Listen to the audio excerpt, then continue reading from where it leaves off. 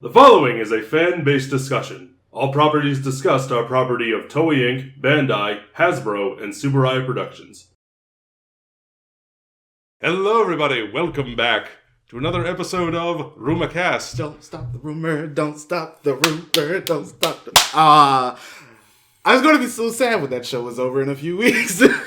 But then we'll be able to review it. I know, but we'll be able to talk about it as well. Sad. It's just, Sentai has just been so good over the past several years. I'm just like...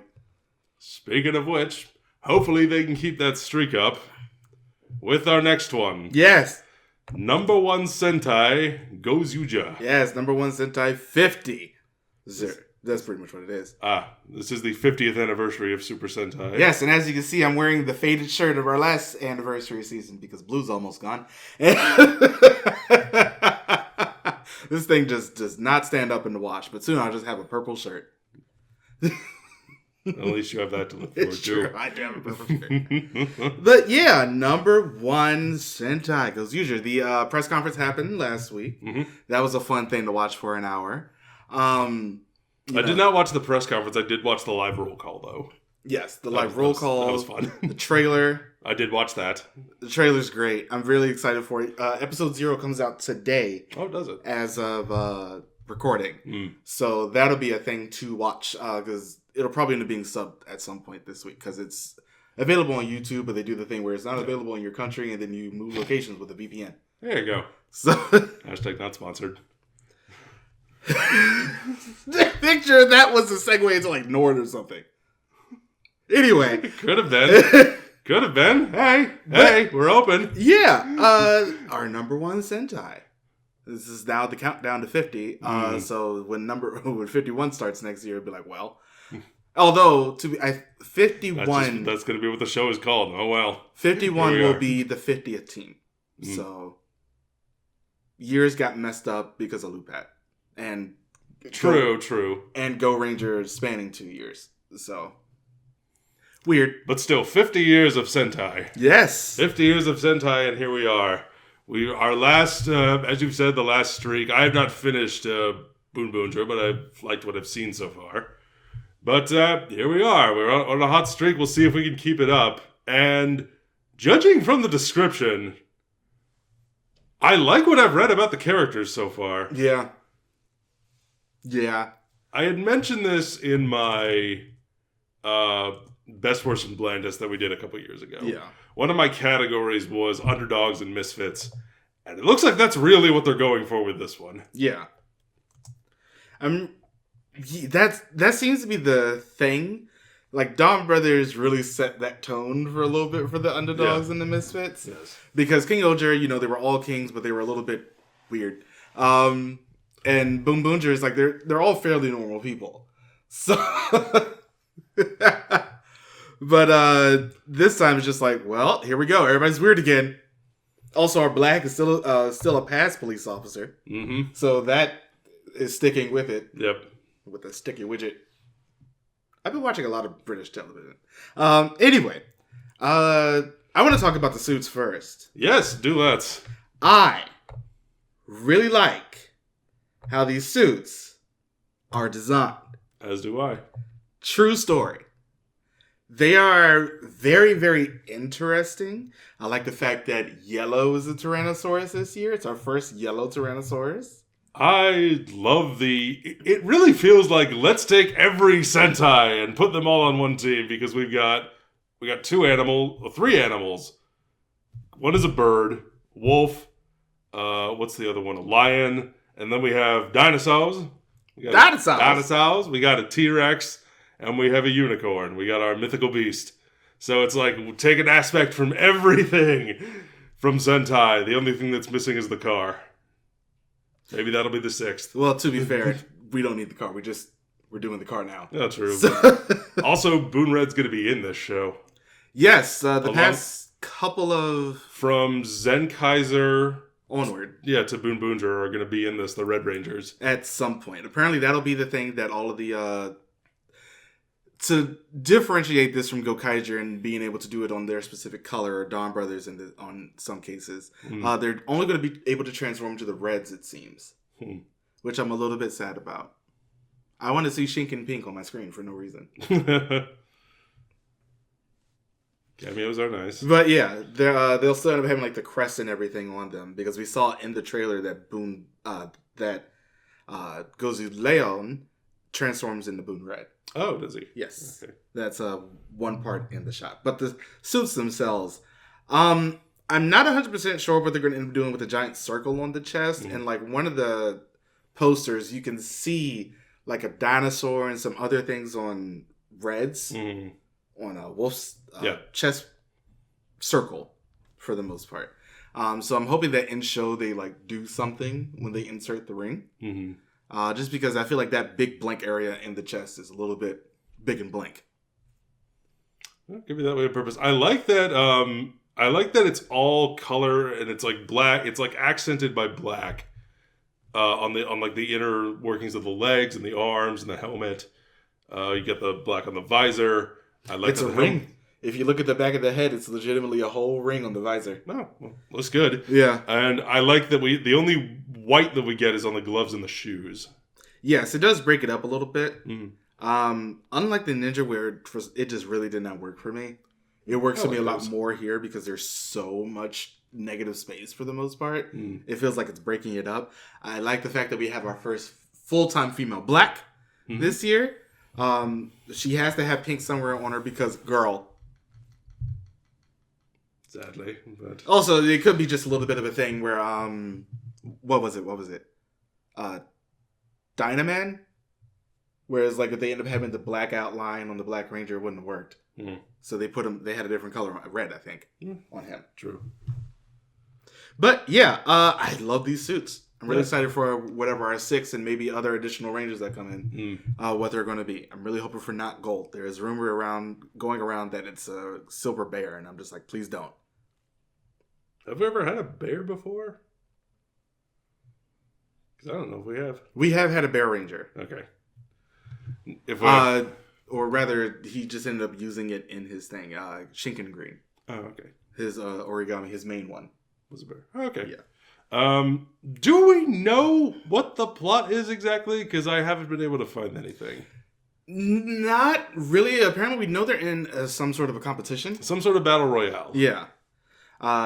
So I'm really thinking that we're not going to end up getting everybody at the beginning, which I am perfectly fine and okay with. They'll just end up staggering how they end up coming into the show. Sort of like how King Oger had them all at the very beginning, but they ended up having their own episodes for those first couple of ones, which was a great way to introduce all the characters. Even Boom Boonger had Black and Orange come in about, 4 and 7 episodes? I was going to say, I think, because I watched the first 10 last night, I think Orange was episode 7. Yeah. So they are spaced out in how they came out in that one. So I'm hoping that they end up doing the same thing. Because when Boom Booger starts, it's just red and blue. Yeah. Pink doesn't join until the first episode. She's not part of the team at first. Yeah. There's a whole prequel manga to them and red and blue and their adventures. And I'm just like, oh, right. This is their relationship. This is the year of Toku BL, by the way. With Arc and Boom Booger and, let's face it, Gav. Because this past week... But I look forward to watching that. This is so good. I can't wait to our Gav review. But back to Gozyuger. Let's read all some character descriptions. Do that. Gozu Wolf, who is Horeru Tono. He's an unfriendly with a foul mouth and is strong in his arms. The fact that that's how they kick off his description. Oh, yeah. The fact that he's a jerk. He is impulsive and hard to approach, but he is a good guy at heart. He is a straggler with no family or friends who goes from part-time job to part-time job. Oh, look, Mira has a friend. Because he is easily fired from his jobs due to his rampant behavior. That's how episode 1 is going to open. Yeah. Episode 1 is going to open with him getting fired from something. Since a certain incident in the past, he has lived his life without a wish. So he has no wish that he wants to fulfill. He has a habit of howling when he gets in a good mood, particularly when he transforms. I don't expect them to keep the howling thing around for long, if only because they're going to end up getting complaints from people with dogs. Francis, what are you doing? You're going to start a howl chain. Gozu Leon, who is Riko Byakuya. Riko is a genius idol full of charisma, a people pleaser, and a former super idol who is kind to both women and men.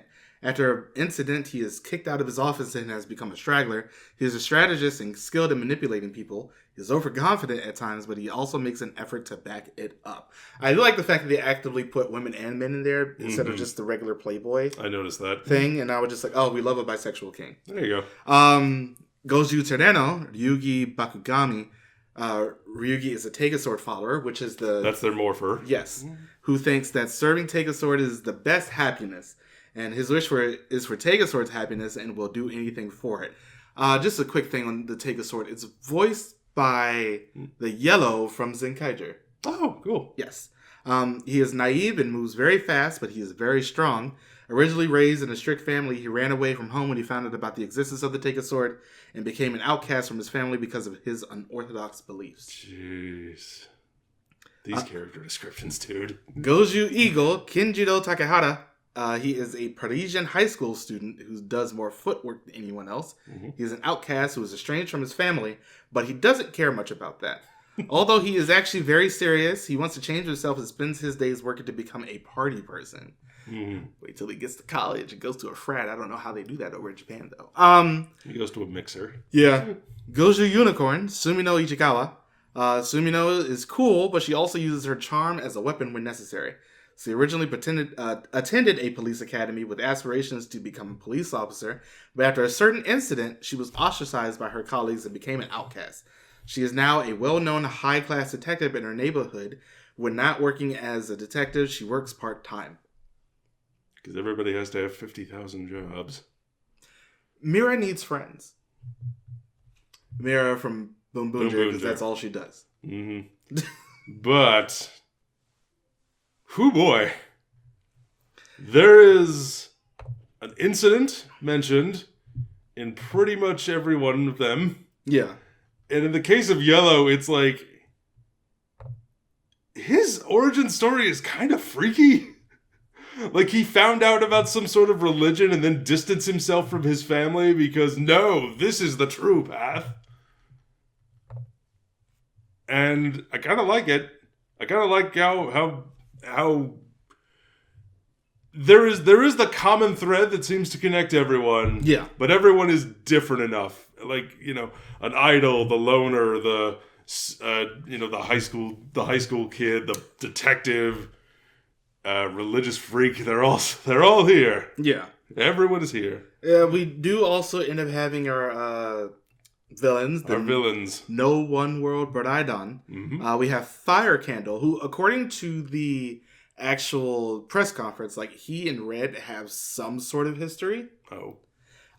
Bouquet. Mm-hmm. And Mr. Shining Knife and Mrs. Sweet Cake.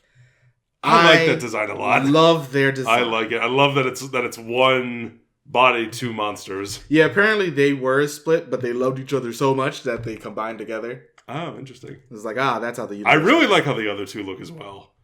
Yeah. I love Bouquet. Like, I love that the ruffles on her dress are flowers. Yeah. That they're white roses. The way that they're all bundled together. It's like, I love how, like, you have to look a little closer at that one. It's like, oh, it looks like ruffles, but then you look closer. Oh, those are flowers. That's an interesting design choice. We also have the grunts of the Arie. Mm. I love how they look. That bell on the head is really cool. It's just a gigantic bell. It's like how the Turbo Rangers wish they could look, because they look... I hate those suits. I know. I will forever hate those suits. We also have Kuon, who knows a bit too much. Oh, he's the one with the past history with Red, not the other guy. But yeah, Kuon knows something that's going on. And we also have... President of something. Yeah, he's the president of some corporation. Mm-hmm. And we also had one monster who showed up during the press conference, Tsukamoto Kisei, who basically ended up taking over the other Red Rangers that showed up. Yeah.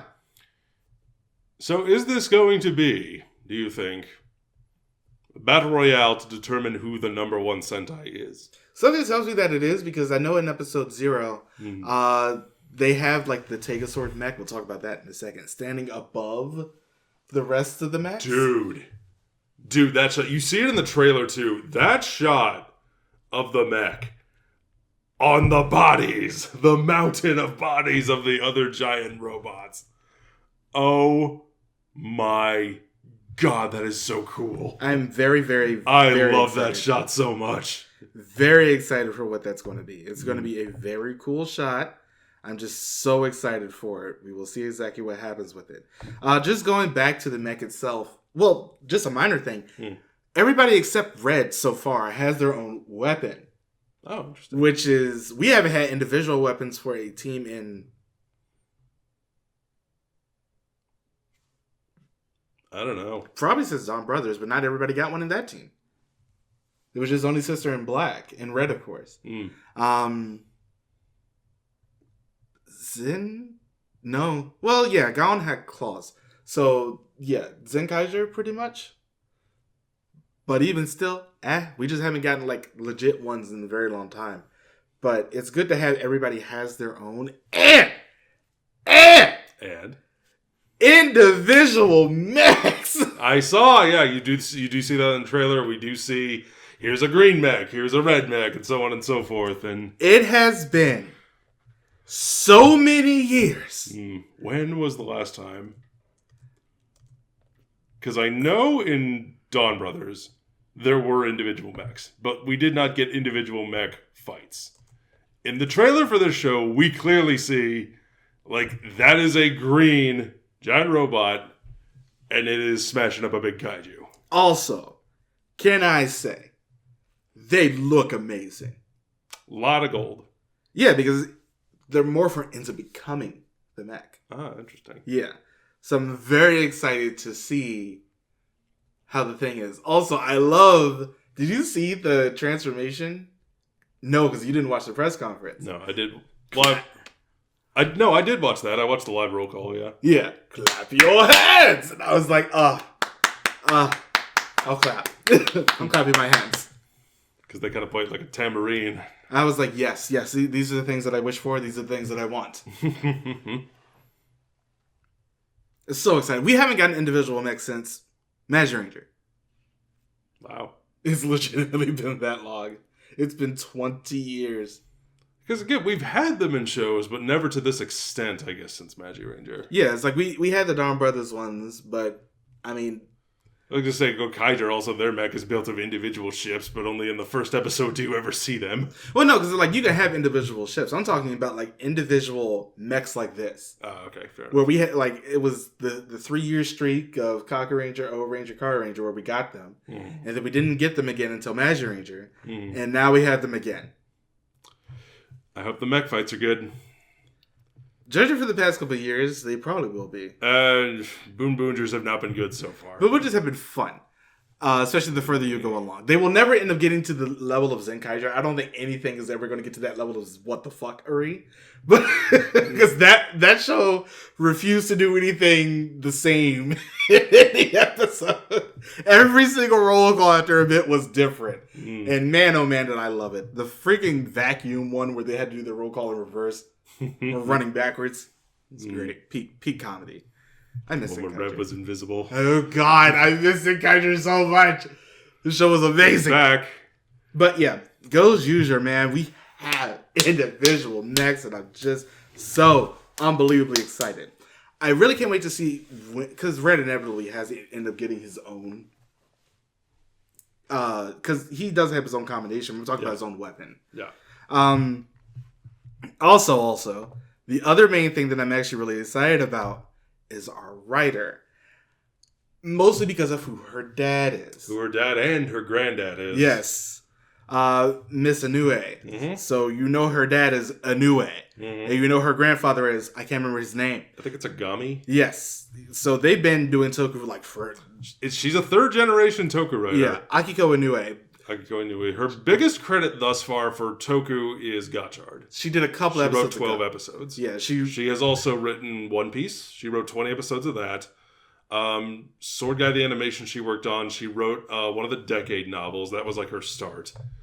And I was actually reading an interview with her yesterday to see like how it is that she got started, and she was talking about how she would go to her dad with ideas, and he really liked them, and then he gave her the Decade novel as a way to get started, which is pretty interesting. We just gotta... I know it's not her fault, but Gotchard...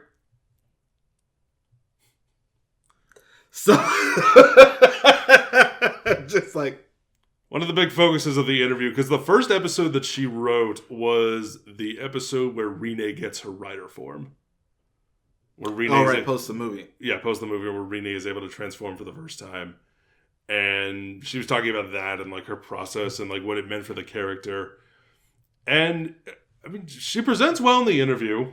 I think it's going to be a very interesting thing because to me, her dad writes better for Sentai. He's done a lot of writer, but man, has it been an up and downhill type of thing. Mostly down. I'm just talking about the quality of writer as a whole. Yes. I didn't say that. Gozyuger, very bad. Yes. Everybody has a bad day at the office. But it's not her fault. She's also written a bunch of other stuff. Yeah, Gozyuger definitely is not her fault.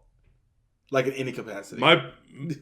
Coming at it from my perspective, the only work of hers that I am familiar with is Gozyuger. Yeah. That's the only thing I have any frame of reference for. Yeah. And Gozyuger was very bad. The episodes that she wrote might not have been the worst, but yeah, I looked at the episodes that she wrote. They were not good. I also just don't completely blame her for those because she was basically coming in on somebody else's work. So, but this time she gets to write it. She's the main writer. But it's carte blanche. She is our head writer for this one. And I have a little bit more faith for this one, if only because, just like her dad, she seems to like writing misfits. So I'm sort of excited to see how she's going to do this. So are we going to get that level of... Because what we have thus far, everything that she has come up with for characters and what we have as far as what we can assume is the scenario, it all sounds interesting. Yeah. Our characters all sound interesting. The actors that they've got to play them as well, I love their looks. I love how everyone looks. I think everyone's got a good look for the character that they've been cast as. Yeah. So hopefully they do a good job there. Hopefully they do. And I'm very excited for this show to start in a few weeks. I'm very sad for Boom Boom to end. I can't say anything about the ending of it, but there is something in episode 0 which is hilarious to me. So, because it concerns the ending of Boom Boom. I don't want to spoil it for you. Well, there you go. It's one of those things that's just really epic funny. So, yeah, I'm really excited. But I mean, Sentai has just been... It hasn't stopped being peak since... I mean, you like Kira Major. I love Kira Major, yes. But for me, like, Zenkaiger... Kira Major was fun. The whole of the Reiwa era. Yeah, all of the Reiwa era has just been like...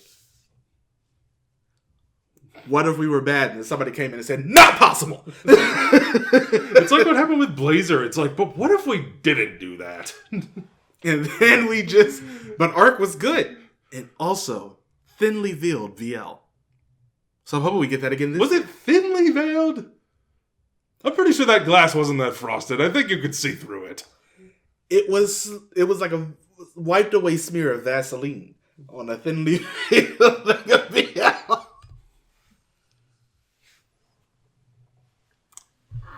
It's somebody's idea of a fun afternoon, I'm sure. I love it. Toku is just like, what if we were BL again? And I'm just like, this is the peak era. After Gozyuger was like so much BL. You know what? I'm going to say it. I'll be the first person to say, you know what the biggest problem with Gozyuger was? What? It was heterosexual as hell. When Toku is gay is when it's at his best. You heard it here first. Even Revice had like the benefit of lesbians.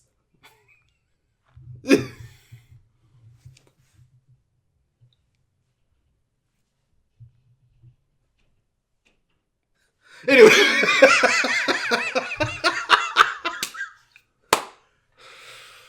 I'm excited. Very excited.